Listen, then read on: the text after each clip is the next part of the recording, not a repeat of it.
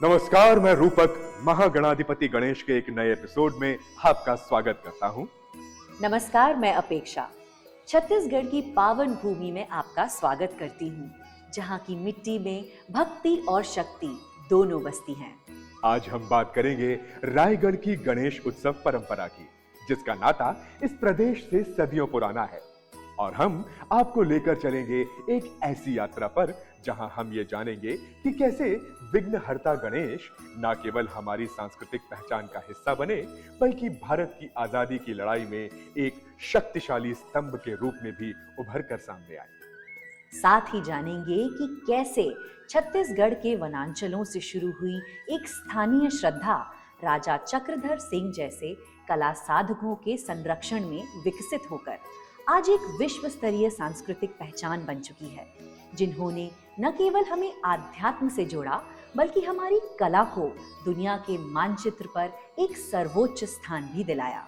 और इसके बाद हम जानेंगे बारसूर के बारे में, जो दंतेवाड़ा जिले की एक तहसील है, जहां विराजमान है जुड़वा गणेश, एक ही पत्थर से तराशी गई दो विशालकाय प्रतिमाएं जो विश्व भर में अद्वितीय हैं। तो चलिए दंडकारण्य के इन घने जंगलों में प्रवेश करते हैं और छत्तीसगढ़ में गणेश परंपरा के साथ यहाँ श्री गणेश की कथाओं को जानने के लिए श्री गणेश करते हैं, उस श्रृंखला के एक नए अंक का, जिसका नाम है महागणाधिपति गणेश। आदि अनादि संस्कृति की विजय यात्रा।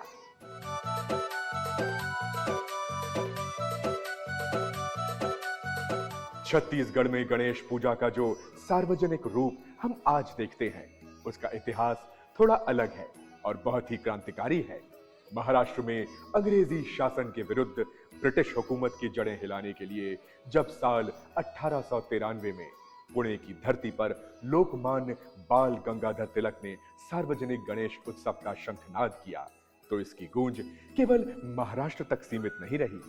उसकी लहर छत्तीसगढ़ भी पहुंची। रायपुर से रायगढ़ तक लोगों को एकजुट करने के लिए गणेश उत्सव को पंडालों तक पहुंचाया। हर पंडाल अंग्रेजों के विरुद्ध एक अभेद्य मोर्चा बन गया, जहां गणपति बप्पा मोरया के जय घोष में आजादी की गूंज स्पष्ट सुनाई देती थी। ये महज एक धार्मिक यात्रा नहीं थी, बल्कि यह उस मशाल का छत्तीसगढ़ पहुंचना था, जिसने आने वाले 125 वर्षों के लिए यहाँ की गलियों को गणपति बप्पा मोरया और वंदे मातरम के नारों से एक साथ गुंजायमान कर दिया। बाल गंगाधर तिलक की उस क्रांतिकारी विचार की लहरें कैसे इस धार्मिक यात्रा के द्वारा महाराष्ट्र की सीमा पार कर हमारे छत्तीसगढ़ के हृदय तक पहुंची, आइए जानते हैं। सन 1893 में जब पुणे की गलियों में लोकमान्य तिलक ने पहली बार सार्वजनिक गणेश उत्सव का आह्वान किया, उस समय शायद ही किसी ने सोचा होगा कि महाराष्ट्र की माटी से उठी ये वैचारिक लहर आगे चलकर छत्तीसगढ़ के रायगढ़ और चांपा जैसे शहरों में भी दौड़ने लगेगी। गणपति स्थापना के ये स्थल उस समय में केवल पूजा और अर्चना के केंद्र मात्र नहीं थे, बल्कि ये ब्रिटिश हुकूमत के विरुद्ध स्वतंत्रता सेनानियों के गुप्त ठिकाने थे। अंग्रेजों को लगता था कि लोग भजन कीर्तन कर रहे हैं, लेकिन हकीकत में उन पंडालों के भीतर स्वराज की योजनाएं बनती थीं। छत्तीसगढ़ में गणेशोत्सव सामाजिक चेतना और राष्ट्रीय आंदोलन का एक मजबूत हथियार बन गया। छत्तीसगढ़ लंबे समय तक मराठा शासन के अधीन रहा था। इस कारण छत्तीसगढ़ और महाराष्ट्र के बीच भाषाई, सांस्कृतिक और पारिवारिक संबंध पहले से भी बहुत गहरे थे। नागपुर, जो उस समय मध्य प्रांत की राजधानी थी, उसके माध्यम से तिलक के क्रांतिकारी विचार बहुत तेजी से रायपुर और बिलासपुर पहुंचे। तिलक द्वारा संचालित समाचार पत्र केसरी और मराठा उस दौर के बुद्धिजीवियों के बीच बहुत लोकप्रिय थे। छत्तीसगढ़ के तत्कालीन क्रांतिकारी और विद्वान इन पत्रों को पढ़ते थे। तिलक ने इन पत्रों में लिखा था कि गणेश उत्सव के माध्यम से हम उस जनता तक पहुंच सकते हैं जहां राजनीति नहीं पहुंच पाती। इस विचार ने छत्तीसगढ़ के स्थानीय नेताओं को बहुत प्रभावित किया और लगभग 125 साल पहले रायपुर की पुरानी बस्ती गुड़ियारी और बनियापारा जैसे इलाकों में पहली बार सार्वजनिक प्रतिमाएं विराजमान की गई। धीरे धीरे जन जन की भागीदारी से यही श्रद्धा एक विराट स्वरूप लेती गई और आज यह एक परंपरा, एक भव्य और विश्व विख्यात बड़े उत्सव में बदल गई है। छत्तीसगढ़ में गणेश पूजा के वैसे तो कई रंग हैं, लेकिन जब बात भव्यता, कला और राजसी परंपरा की आती है तो इस उत्सव का सबसे गौरवशाली और महत्वपूर्ण अध्याय रायगढ़ का गणेश पूजन कहलाता है। रायगढ़ का गणेश उत्सव सिर्फ एक आयोजन नहीं, बल्कि राजा चक्रधर सिंह की कलात्मक विरासत का जीवंत प्रमाण है, जिसने छत्तीसगढ़ के इस वनांचल को पूरे देश के सांस्कृतिक मानचित्र पर स्थापित कर दिया। आज हम देखते हैं कि गणेश उत्सव के समय रायगढ़ की गलियों में पैर रखने की जगह भी नहीं होती। लेकिन इस भव्यता की शुरुआत कहां से हुई, आइए जानते हैं। यदि हम छत्तीसगढ़ में कला के पुनर्जागरण की बात करें तो हमें रायगढ़ रियासत की ओर देखना होगा। स्वतंत्रता के बाद रायगढ़ जिले का निर्माण 1 जनवरी 1948 को 5 रियासतों को मिलाकर किया गया। यह अपनी एक विशिष्ट सांस्कृतिक पहचान रखता है। रायगढ़ में गणेश चतुर्थी का पर्व सिर्फ एक तिथि नहीं, बल्कि नियति का एक सुंदर संयोग बन गया। इस परंपरा की जड़ें तब और गहरी हो गईं जब 19 अगस्त 1905 को गणेश चतुर्थी के ही दिन राजा भूपदेव सिंह के घर कुंवर चक्रधर सिंह का जन्म हुआ। रायगढ़ दरबार की असल ख्याति यहाँ वर्षों से आयोजित होने वाले गणेश मेला उत्सव से जुड़ी थी, लेकिन चक्रधर सिंह के जन्म के बाद यह उत्सव एक जन्मोत्सव के उल्लास में बदल गया। इसने आगे चलकर भारतीय कला के इतिहास को ही बदल दिया। राजा चक्रधर सिंह को नन्हे महाराज भी कहा जाता था। उनका लालन पालन यहाँ के संगीतमय और साहित्यिक वातावरण में हुआ। उन्होंने राजसी भोग विलास को त्याग कर अपना जीवन संगीत, नृत्य और साहित्य को समर्पित कर दिया। राजा चक्रधर सिंह की सबसे बड़ी सांस्कृतिक उपलब्धि थी रायगढ़ घराना की स्थापना। उस समय भारत में लखनऊ और जयपुर घराने का बोलबाला था, लेकिन राजा चक्रधर ने अपनी साधना से एक तीसरी धारा प्रवाहित की। रायगढ़ दरबार को संगीत, नृत्य और कला के क्षेत्र में जो ख्याति मिली है वह बरसों से आयोजित होने वाले गणेश मेला उत्सव की वजह से। उनका यात्रा का एक महत्वपूर्ण हिस्सा कला और कलाकारों को सम्मान दिलाना था। जो चक्रधर समारोह रायगढ़ में आयोजित होता है वह उनकी इसी सांस्कृतिक यात्रा का विस्तार है, जो दशकों बाद भी थमा नहीं है। इसी प्रकार चांपा में भी गणेश उत्सव मनाए जाने का उल्लेख मिलता है। यहाँ की मौखिक परंपराओं में इस बात का स्पष्ट उल्लेख मिलता है कि यहाँ गणेश उत्सव केवल एक धार्मिक आयोजन नहीं, बल्कि कोसा बुनकरों और व्यापारियों के स्वाभिमान का प्रतीक रहा है। छत्तीसगढ़ के सांस्कृतिक इतिहास में रहस बेड़ा शब्द का अपना एक विशेष महत्व है। वैसे तो आसपास के कई गांवों में रहस बेड़ा वो स्थान है जहां श्री कृष्ण की रासलीला का मंचन होता था, लेकिन चांपा का रहस बेड़ा अपनी एक अलग और ऊंची पहचान रखता है। हसदेव नदी के तट पर बसा ये कोसा नगर चांपा अपने प्राकृतिक सौंदर्य से परिपूर्ण है। यहाँ गणेश पूजा उत्सव रायगढ़ के गणेश मेला के समान होता है, जो पूरे छत्तीसगढ़ में अनूठा होता है। यहाँ का रहस बेड़ा उस काल की कला प्रियता का साक्षी है। ये एक ऐसा प्रतिष्ठित मंच था जहाँ गम्मत, रामलीला, नाटक और नृत्य की कला को परखा जाता था। इसीलिए यहाँ का रहस बेड़ा केवल एक धार्मिक स्थल न रहकर कलाकारों के लिए सांस्कृतिक शक्ति पीठ बन गया था। यहाँ अपनी कला का प्रदर्शन करना और पुरस्कृत होना किसी भी कलाकार के लिए सबसे बड़ा सम्मान माना जाता था। समय के साथ साथ चांपा की परंपराओं में भी बड़ा बदलाव आया है। कभी यहाँ का रास बेड़ा एक खास और अनुशासन वाली जगह होती थी, जहाँ कला का प्रदर्शन एक सीमित घेरे में होता था, लेकिन आज वह परंपरा रासबेड़ा के उस छोटे से घेरे से निकलकर पूरे शहर की गलियों, चौराहों और हर नुक्कड़ तक पहुंच गई है। आज के आयोजन पहले की तरह नहीं होते, लेकिन आज भी अनंत चतुर्दश की रात जो भारी भीड़ और जन सैलाब सड़कों पर उमड़ता है, हजारों लोग आसपास के गांवों से पैदल चलकर यहाँ पहुँचते हैं और पूरी रात उत्सव के कार्यक्रमों का आनंद लेते रहते हैं। वह इस बात का प्रमाण है कि हमारी पुरानी संस्कृति अब केवल एक जगह बंद नहीं है, बल्कि वह जन जन के हृदयों तक पहुंच चुकी है। आज हर आम आदमी इस उत्सव का हिस्सा है और यही चांपा की असली विरासत और उसी पुरानी परंपरा का एक आधुनिक और विशाल रूप है। चांपा में गणेश उत्सव का इतिहास उतना ही समृद्ध है जितना यहाँ का विश्व प्रसिद्ध कोसा उद्योग। चांपा में गणेश उत्सव की शुरुआत और उसका आज का स्वरूप श्रद्धा और सामुदायिक एकता की एक बेमिसाल कहानी है। चांपा में गणेश उत्सव की शुरुआत का मुख्य उद्देश्य विभिन्न पारा यानी मोहल्लों के लोगों को एक साथ लाना था।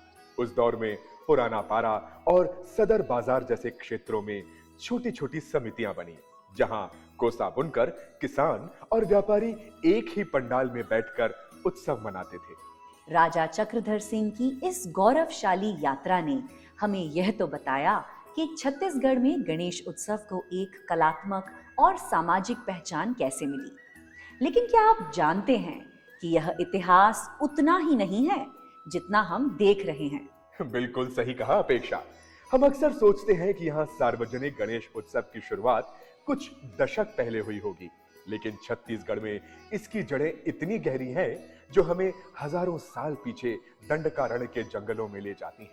रूपक, क्या ये अचंभित नहीं करता कि जिस दंडकारण्य के घने और अबूझ जंगलों की हम बात करते हैं, वहां कभी एक समृद्ध नगर हुआ करता था। एक ऐसा नगर जिसे उसकी भव्यता के कारण देवनगरी कहा जाता था। निस्संदेह अपेक्षा, और इसका उत्तर जानने के लिए सबसे पहले हमें देवनगरी बारसूर को जानना होगा, जिसने आज एक कस्बे का रूप ले लिया है। छत्तीसगढ़ के दंतेवाड़ा जिले का बारसूर कस्बा पूर्व में बस्तर जिले का एक भाग था, यानी दंडकारण्य वनों का एक प्रमुख क्षेत्र। इस नगरी की स्थापना पौराणिक इतिहास में उल्लेखित है। माना जाता है कि दैत्येंद्र राजा बलि के पुत्र बाणासुर ने दंडकारण्य के इन जंगलों में अपनी राजधानी बसाई थी। बाणासुर के नाम पर ही इसका नाम बारसूर पड़ा। बाणासुर भगवान शिव का परम भक्त था, इसीलिए यहाँ शिव और उनके परिवार, विशेषकर श्री गणेश जी के मंदिरों का विस्तार हुआ। एक समय में इस क्षेत्र को देवनगरी कहा जाता था, क्योंकि उस काल में यहाँ 147 मंदिर और 147 तालाब हुआ करते थे। बारसूर के चारों दिशाओं में शासकों द्वारा 10-10 मील दूर तक कई मंदिर और तालाब बनवाए गए थे। समय के साथ मंदिर और तालाब दोनों ही लुप्त हो गए, लेकिन आज जो तालाब और मंदिर हैं, वे उनके इतिहास को जीवित रखे हुए हैं, जिन्हें पुरातत्व विभाग ने संरक्षित भी किया है। इतिहास की दृष्टि से देखें तो बारसूर का इतिहास 10वीं शताब्दी से 13वीं शताब्दी के छिंदक नाग वंश से जुड़ा है। बारसूर का प्राचीन नाम बारसुरु और बारसूरगढ़ भी रहा है, जो छिंदक नागवंशी राजाओं की राजधानी थी। रूपक, क्या छिंदक नागवंशी राजा वही हैं जिनको ढोलकल गणेश प्रतिमा की स्थापना से जोड़ा जाता है? बिल्कुल अपेक्षा, छिंदक नागवंशियों को शिव भक्त कहा जाता है और ऐसा माना जाता है कि उन्होंने ही दंडकारण्य क्षेत्र में शिव परिवार से जुड़ी मूर्तियों का निर्माण करवाया। लेकिन बाणासुर तो एक पौराणिक राजा है, फिर इनको और छिंदक नागवंशियों को एक साथ कैसे देखा जा सकता है? बारसूर से जुड़े प्रसंगों में तो बाणासुर को भी एक नागवंशी राजा की तरह प्रस्तुत किया गया है, लेकिन हम उन्हें साथ लाने का प्रयास नहीं करेंगे, क्योंकि हमारा उद्देश्य केवल ये समझना है कि बारसूर में श्री गणेश की उपस्थिति कैसी है और क्यों है। लेकिन अब प्रश्न ये है कि शिव परिवार में श्री गणेश तो एक ही है, लेकिन बारसूर में श्री गणेश जुड़वा कैसे हो गए? आइए श्री गणेश के जुड़वा स्वरूप से जुड़े प्रसंग को अब देखते हैं। राजा बाणासुर का वर्णन पुराणों में मिलता है। उनके नाम पर ही बारसूर नाम का नगर बना। राजा बाणासुर की पुत्री उषा और उनके मंत्री की पुत्री चित्रलेखा की गहरी मित्रता थी। दोनों सखियां गणेश जी की परम भक्त थीं। ऐसा कहा जाता है कि उस समय उनके निवास के निकट श्री गणेश भगवान का कोई मंदिर नहीं था। इस कारण दोनों मन ही मन श्री गणेश की आराधना करती थीं। एक दिन उषा ने श्री गणेश भगवान का मंदिर न होने की चर्चा अपने पिता बाणासुर से की। बाणासुर ने अपनी पुत्री की इच्छा पूर्ति के लिए श्री गणेश भगवान के विग्रह का निर्माण करवाया, जो वर्तमान में बारसूर में जुड़वा गणेश के रूप में उपस्थित है। बारसूर, जिसे तब चक्रकोट के नाम से जाना जाता था, यहाँ के राजा भगवान शिव और गणेश के अनन्य भक्त थे। बारसूर के गणपति प्रतिमाओं का निर्माण इसी कालखंड में हुआ था। इस प्रतिमा की विशेषता यह है कि ये मोनोलिथिक है, अर्थात ये दोनों प्रतिमाएं एक ही विशाल चट्टान को तराश कर बनाई गई हैं। बड़ी मूर्ति लगभग 7.5 फीट की है और छोटी 5.5 फीट की। यदि दोनों मूर्तियों में भिन्नता को देखें तो सर्वप्रथम हमें आकार की भिन्नता दिखाई देती है। एक मूर्ति बड़ी है और दूसरी छोटी। इसके साथ बहुत ध्यान से देखने पर श्री गणेश के हाथ में उपस्थित लड्डुओं में और मूषक में भी अंतर दिखाई देता है। छोटी मूर्ति के आधार में चलायमान मूषक की आकृति बड़ी और स्पष्ट दिखाई देती है और इसके ठीक विपरीत बड़ी मूर्ति के आधार में मूषक की आकृति छोटी है और बहुत स्पष्ट भी नहीं है। गणेश जी की इतनी भव्य और विशाल जुड़वा मूर्तियां पूरी दुनिया में केवल छत्तीसगढ़ के इसी बारसूर में विद्यमान है। ऐसा माना जाता है कि इन मूर्तियों को राजधानी के प्रवेश द्वार पर स्थापित किया गया था। प्राचीन काल में गणेश जी को विघ्नहर्ता और नगर रक्षक माना जाता था। ऐसी मान्यता थी कि इन विशाल गणपति की उपस्थिति में कोई भी शत्रु नगर के भीतर प्रवेश नहीं कर पाएगा।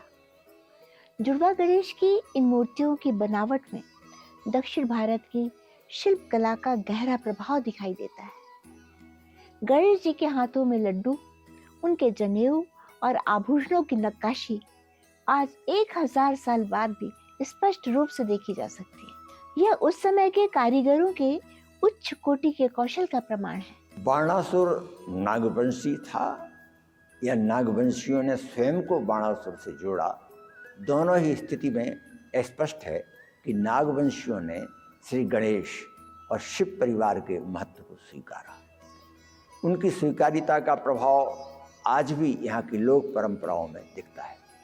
यहाँ गणेश चतुर्थी पर मिट्टी की प्रतिमा स्थापित नहीं होती, बल्कि एक कलश की स्थापना होती है।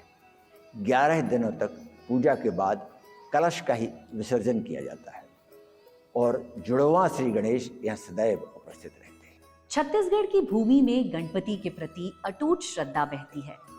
दंतेवाड़ा के बारसूर की वो विशालकाय प्रतिमाएं जो बाणासुर की पुत्री उषा की भक्ति और नागवंशी राजाओं के शौर्य की गवाह हैं, वे हमें हमारी गौरवशाली अतीत से जोड़ती हैं। और वही आस्था, वही कलात्मक ऊर्जा जब रायगढ़ की माटी तक पहुंची तो राजा चक्रधर सिंह के संरक्षण में उसे रायगढ़ घराना जैसी एक नई शास्त्रीय ऊंचाई मिली। राजा चक्रधर ने सिद्ध कर दिया कि श्री गणेश केवल पत्थरों में नहीं, बल्कि संगीत की हर लय और नृत्य की हर थिरकन में बसते हैं। राजा चक्रधर सिंह के शासनकाल में रायगढ़ का गणेश उत्सव महज एक पर्व नहीं, बल्कि कला का एक महाकुंभ बन गया था। रायगढ़ दरबार ने भारतीय शास्त्रीय संगीत और नृत्य को जो ऊंचाइयां दी, उसी की वजह से आज भी रायगढ़ का गणेशोत्सव पूरे देश में अपनी एक अलग पहचान रखता है। हालांकि चक्रधर समारोह औपचारिक रूप से उनकी मृत्यु के बाद बड़े स्तर पर शुरू हुआ, लेकिन इसकी शुरुआत उन्हीं के द्वारा आयोजित होने वाले गणेश मेला उत्सव में हुई थी। उन्होंने रायगढ़ में एक ऐसा मंच तैयार किया जहां पूरे भारत के सर्वश्रेष्ठ कलाकार अपनी कला का प्रदर्शन करते थे। आज यह समारोह भारत के प्रतिष्ठित सांस्कृतिक आयोजनों में से एक है, जो मात्र एक धार्मिक आयोजन नहीं बल्कि एक राष्ट्रीय सांस्कृतिक पहचान बन गया है। और छत्तीसगढ़ का यह सुदूर वनांचल अखिल भारतीय संगीत प्रतियोगिताओं में स्वर्णाक्षरों में दर्ज है। दंतेवाड़ा जिले के बारसूर क्षेत्र में उपस्थित जुड़वा श्री गणेश का अद्भुत स्वरूप और उससे जुड़े संकेत, उनसे जुड़ी हुई लोक कथाएं भी महत्व की हैं, क्योंकि वे श्री गणेश के महत्व को एक असुर सम्राट बाणासुर के क्षेत्र में स्थापित करती हैं। यह सत्य है कि आज बारसूर में 147 मंदिरों में से केवल 5-6 मंदिर ही बचे हैं, लेकिन इन मंदिरों में उपस्थित देवों को देखकर स्पष्ट होता है कि एक समय यह क्षेत्र अवश्य ही देवों की नगरी रहा होगा। बारसूर की पौराणिक कथाओं और उषा की भक्ति के साथ साथ हमने राजा चक्रधर के रायगढ़ के इतिहास के बारे में जाना और देखा कि इतिहास में कुछ घटनाएं ऐसी होती हैं जिन्हें हम केवल संयोग नहीं कह सकते, वे असल में किसी दैवीय शक्ति का आशीर्वाद लगती हैं। राजा चक्रधर सिंह का जन्म भी कुछ ऐसा ही था। आज हमने जाना कि कैसे एक कला साधक राजा ने बप्पा के आशीर्वाद से रायगढ़ घराने की नींव रखी और गणेश उत्सव को कला और संगीत के विश्व स्तरीय मंच पर लाकर खड़ा कर दिया। चांपा के रहस बेड़ा की तंग गलियों से लेकर रायगढ़ के राजमहलों तक विघ्नहर्ता ने न केवल हमें आध्यात्मिक रूप से जोड़ा, बल्कि श्री गणेश ने आजादी की लड़ाई में हमारे संकल्पों को भी मजबूती दी। छत्तीसगढ़ का यह गणेश उत्सव असल में हमारी सांस्कृतिक पहचान और कलात्मक विरासत का वो संगम है जो आने वाली पीढ़ियों को भी प्रेरित करता रहेगा।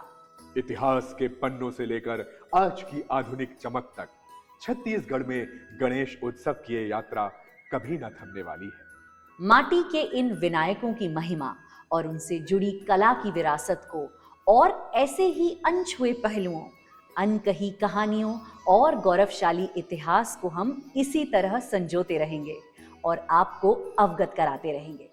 तब तक जुड़े रहिए केवल वीर भारत पर।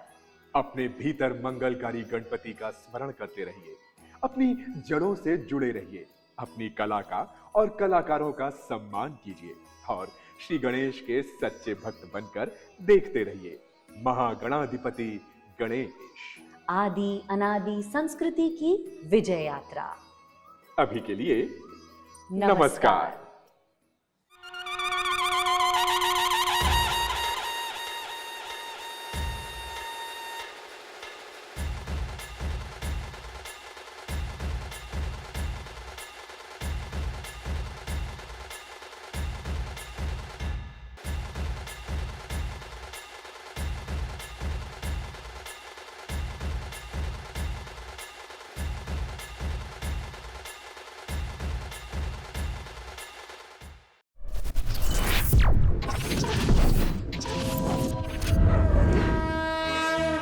वयं राष्ट्रे जागृयाम पुरोहितः। हम राष्ट्र आराधक भारतवर्ष को जागृत और जीवंत बनाएं। युग युगीन भारत के कालजयी महानायकों की तेजस्विता की गौरव गाथा